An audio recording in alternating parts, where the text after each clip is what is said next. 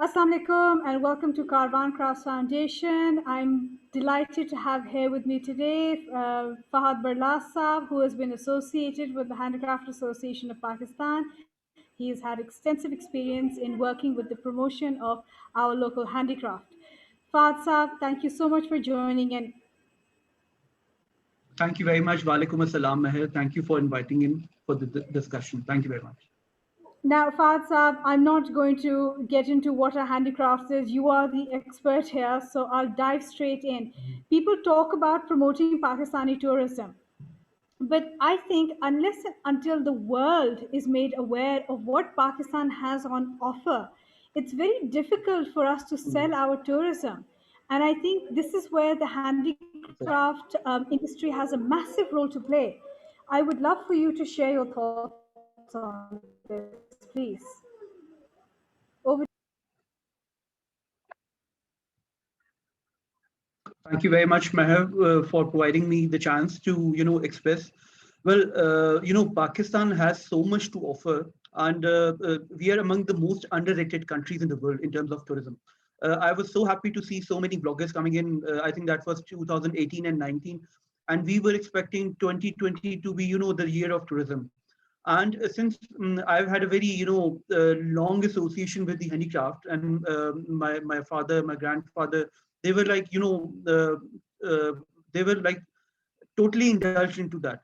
So what I thought, like when I always, had an idea that until and unless we do not have a substantial inbound tourism coming to Pakistan, we could not have ever, a long standing handicraft industry. We have Absolutely. been promoting the Pakistani handicraft across the world, and my father, Mr. Khushid Balas Saab, he has been into this, the promotion of handicrafts and exhibition for the last 40 years. But what we lack, like we used to go and market our products, but until and unless they do not come to our own country and witness what Pakistan is producing, we don't get that respect of the product. So that was very very important, and we've had we've wasted a lot of time for not investing into the perception of the nation, actually. So we have not even invested in the craft and the craftsmen both alike. So there have been, the micro level and macro level issues along.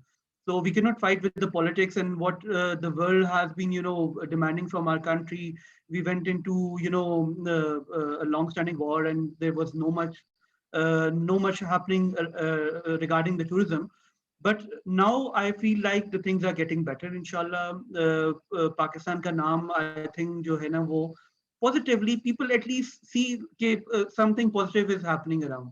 So what I expected, inshallah, not in a very short term, but at least after 5 years, we can expect a much better tourism industry, which would eventually be supporting the handicraft industry. So both are, very much alike. Absolutely. And yeah, yeah. Absolutely. Fahad, it's not wrong to say that our handicraft actually act as a PR statement for Pakistan.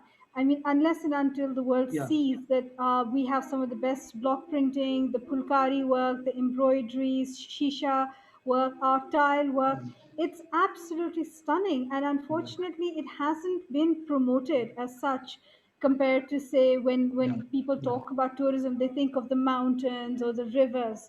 They don't really see the Mhm. communities or the craft work. Do you think that that Yeah. should also Yeah. be Yeah. part of the tourist promos that are created by the Exactly. state and by private tour companies as well? Definitely. I strongly support the idea. And what I feel like people coming to Pakistan, uh, they have an idea that they're going to a cultural destination. It's not a luxury destination. Okay?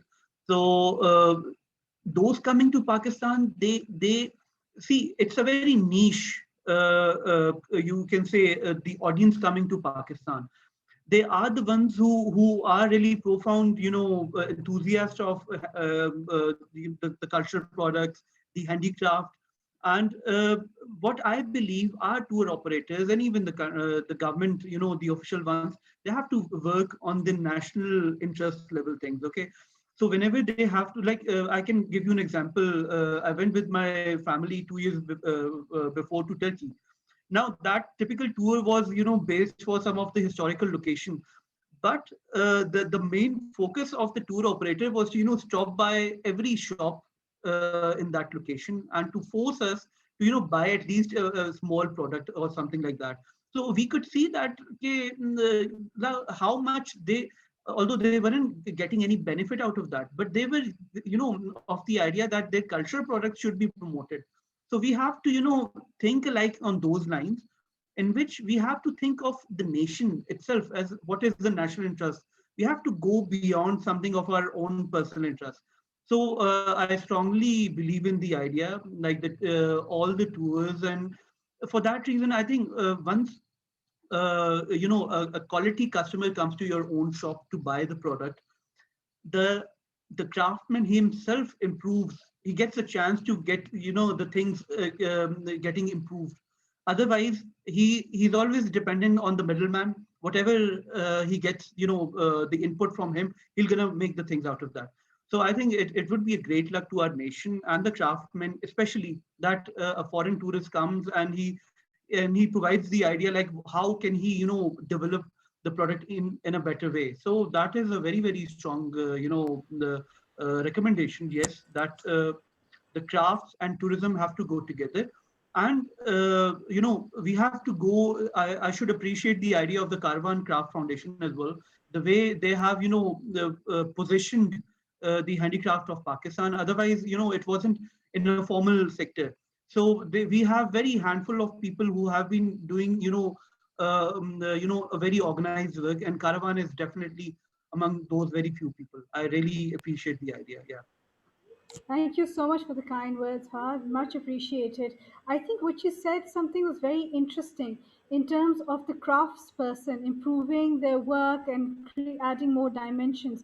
This, Fahad, if I'm not wrong, would include community engagement on part of the tourists coming and seeing the craftspeople at work, and then an exchange of ideas can take place. Do you think that that community engagement can actually help the tourism sector? Yes, why not? Why not?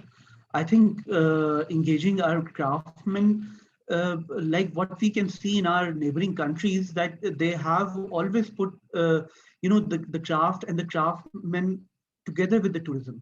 And they have been so much focused that every Western tourist coming to their country, he knows that he's landing in that certain state or the region, and what kind of craft is he going to expect from there. Okay? So, like that has been a very smart move for us. We have to make a very strong regional motivation as well, regional orientation as well. If he's landing into Sindh, he should know he should be getting the ajraks, not the pulkari of the north or something like over there, right? So I think the regional orientation is very important. The putting the craftsmen alike, that is very, very important, and we have to technically engage them in everything. See, it's more of a very macroeconomic thing. Our craftsmen are, they fall into a very, very, ignored category of our segment, in our social environment. They don't get any formal education. They don't get any formal training for, whatever they get, learning is from their own, like उनके बाप दादा ने जो सिखा दिया तो बस वो सीख लिया तो that is okay. Otherwise, they don't get any chance at all to, get any training from any formal channel. So that is the only reason, that is the only way we can, improve his life and the product as well. So I totally agree to the idea. Absolutely, absolutely. I think you've hit the nail on the head when it comes to training. And this is Yeah, something that, when we look at domestic tourism, for example, but more important than international tourism, I think domestic tourism is something that we really need to focus on, especially given now that we're in a COVID region and we have to support our local artisans as well. But the common yeah. criticism that is thrown is that designs अच्छे नहीं हैं, designs पुराने हैं, but then of course, like you very correctly said, what about the training? Who's going to train them unless we ourselves reach out to the Mhm. artisans and we tell them कि ये color combinations हो, ये patterns हो. Do you think, Fahad, here the private sector, especially those who have private tour operations, that is their responsibility as well? But the state has the onus, of course. Lekin private sector, if they want to create a healthy tourist economy, then they should also step up to the mark and invest. Well, my opinion, Maher, is more of a, I strongly believe and, what we say, working together. Like for a tour operators, of course, he has to make the margins out of his own primary business. Okay. Now the people like you guys, and we have another, a handful of people who have their own specialty for the craft. You have to, link the things together, right? So you have to, come into collaboration, the tourist operators and those organizations which are working for the craft clearly. Now, for a tourist organization, he's, like thinking on a very typical business line. He has to make the things which is beneficial for his own business, right? And you have to do the things which are beneficial, of course, for your business. Now, once you're getting the things done together, I think both of you gonna have the opportunities from each other. So we have to come up with a mentality, with a perception that we have to combine the two sectors together, which were never there, which never worked together before. Like we have to portray this narrative actually. So it's more of what we have been thinking for a very long for the last decade, it's been more of the war of narratives. So we have to build a narrative. One narrative is bringing in the tourist into the country, and the other one is to providing him a quality product. So so the two things have to work together. It's more of a supply chain getting together. So I am of this idea, like we have to make a consortium in which we have a very large number of tour operators who are operating for the inbound tourism, and then we have the organization, so on and so forth, and even Caravan and many other people who have been working very profoundly on the craft together. And how can they work together? We have to think on these lines. That's my opinion, very strong one. Yeah. No, you're absolutely right. And you're spot on about the supply chain as well. Because as we're seeing increasingly currently with the way the tourism industry is, we have also seen Mm. environmental disasters forming. So Yeah. we do need Yeah. something that is sustainable. So you've nailed it when Yeah. you talk about supply chains, because we need something that's environmentally friendly. And Yeah. that, in my opinion, and please feel free to correct me, is we can have a quality handicraft industry as long as we engage our local artisans, because that reduces the Yeah. carbon footprint. Yeah. Yeah. It does. Well, It does. I think, We- yeah, it does. It we need to think. Our common man has no idea about like how responsibly he has to be part of this environment. I was recently with my family to the northern areas, and I was so sad to see how our tourists were sort of behaving, and they were uh, like throwing garbage, which was like just adding rather than to adding beauty there, that was even adding to the ugliness of the environment. And there was no concept of for any kind of recycling, using the recycled product, or so on and so forth. We cannot expect our common craftsmen to be to have a sort of a learning on these lines. We have to create a narrative. We have to put that in his mind, like how the world is thinking, right? So when we are exporting any product to Europe or America, especially to Europe or Japan, the first thing which they see, uh, first of all, we have to see like what is the target age audience.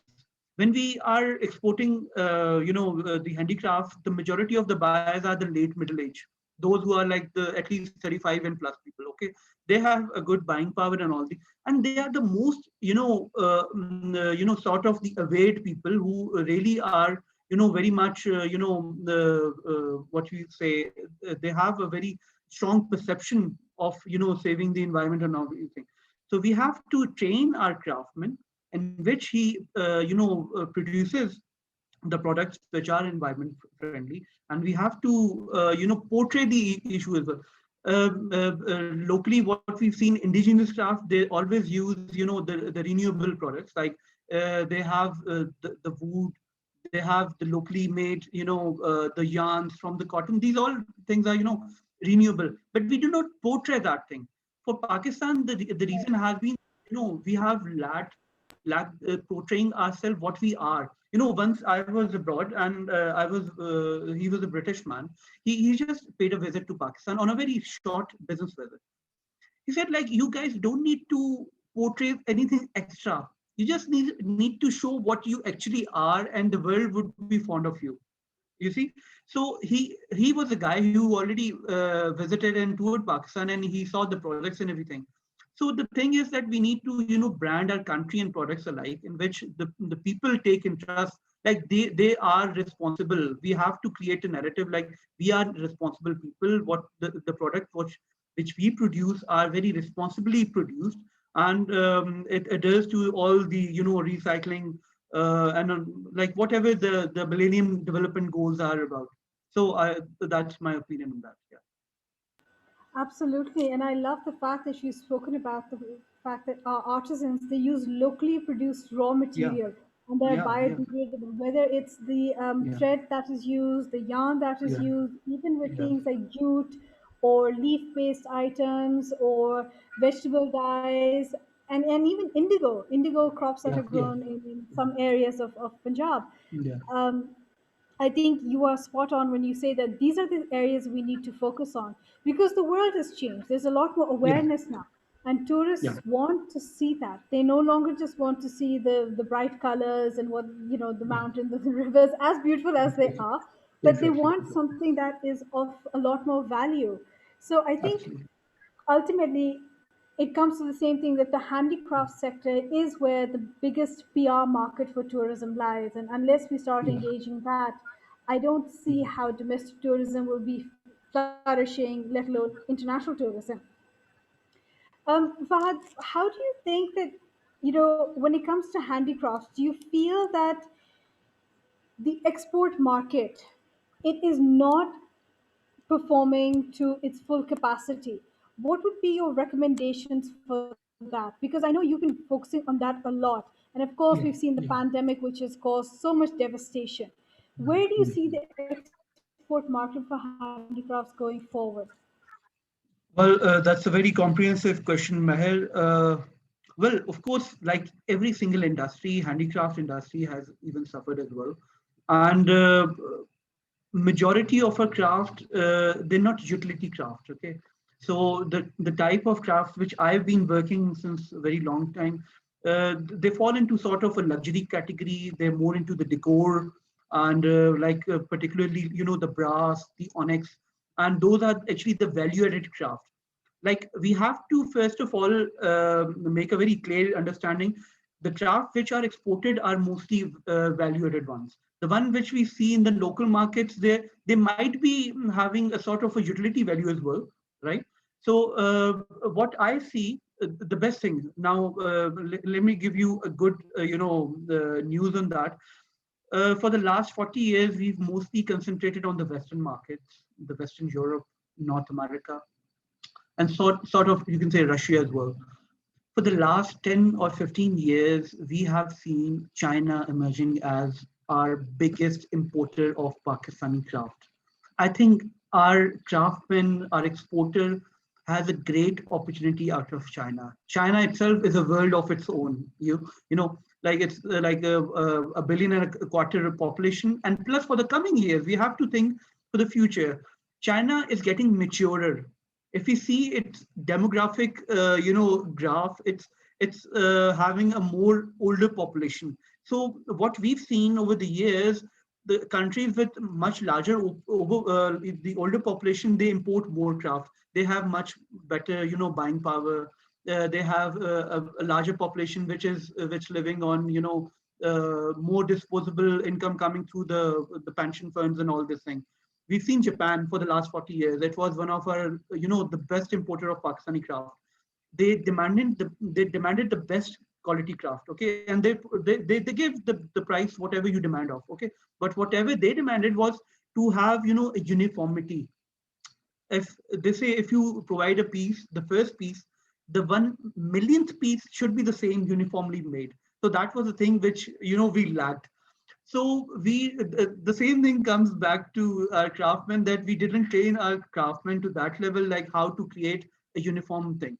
So I think China is the emerging market for us, and I think for the coming years it's going to be even better actually. So I think if we see the wooden craft, especially from Chiniot, Sargoda, Sinawali, they have a great market there. Chinese simply love the smell of the wood. So they've always seen since their childhood, the synthetic wood. So the shisham, the rosewood of Pakistan, especially through the Chenab belt in Punjab, I think it has a great value. And the best thing, like this is a renewable resource, but we're not investing much into planting the rosewood again. And I don't know how is it going to be harvested for the coming years. But I think we have to focus in China, and especially for the wooden craft. We have a great, a very distinct onyx in Pakistan, green onyx. It's only, it's mined in Balochistan, in the northern Balochistan in Pakistan. We have a great craft coming in from Karachi, mostly, uh, the brass material. And another good news, I don't know what implication is it going to be having. Like we recently had a GI law passed last year, I think that was the geographical indicators. And now we shall be able to, legally export our craft.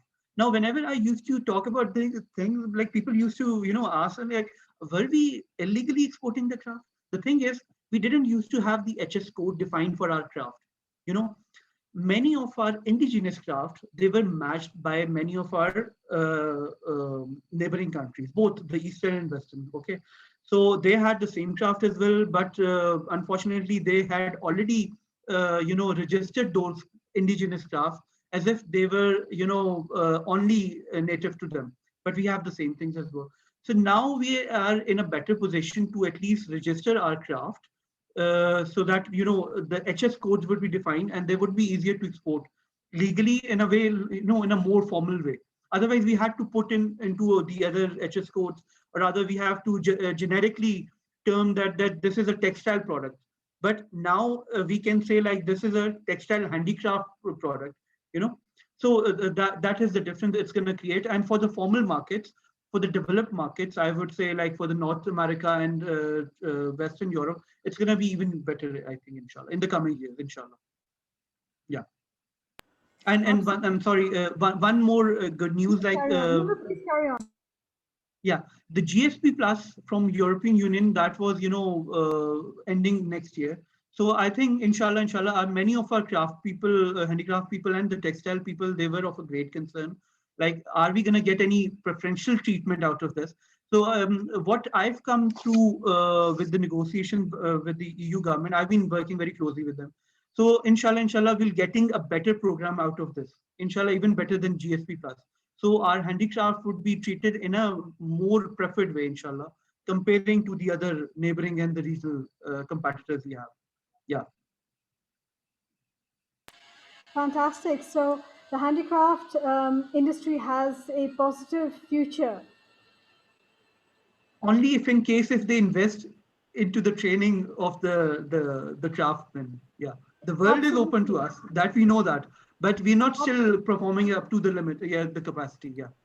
No, absolutely, Yeah. absolutely. I mean, this is why we're conducting these conversations to have, to Yeah. raise awareness of what needs to be done. And I mean, I still firmly believe that if you want to have a healthy tourism industry, then craft is the way forward. It is a form of Yeah. art, it's a form of Yeah. communication. And hopefully, people who are listening to this will want to invest in it at some point. Fahad, if I've missed anything out, we're almost near the end of our session. If there's anything you would like to share, please feel free to do so. Well, I'll be thankful to Carvan Craft Foundation. The way you have been working is marvelous, mashallah. I think we need to focus more in the coming years on the online, trends, and we've seen how our entrepreneurs have been, very profound onto this. And I think Amazon coming to Pakistan, it's a very positive trend, and we look forward, inshallah, even more, these kinds of platforms coming to more. We need to embrace it. Actually, we need to like take it very seriously.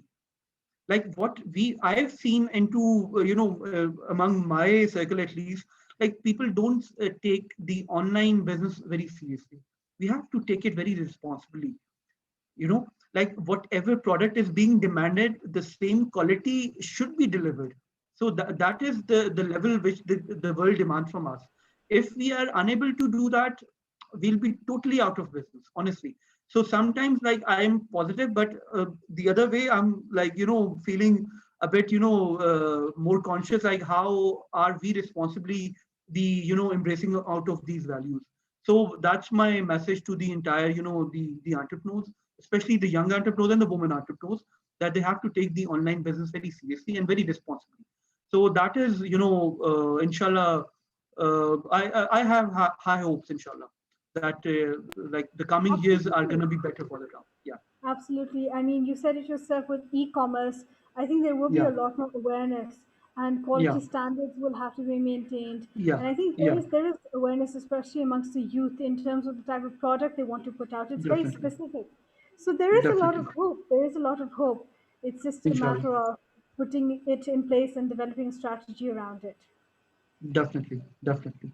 Absolutely. Thank you so much, Fahad, for sharing your thoughts with us today on tourism and craft.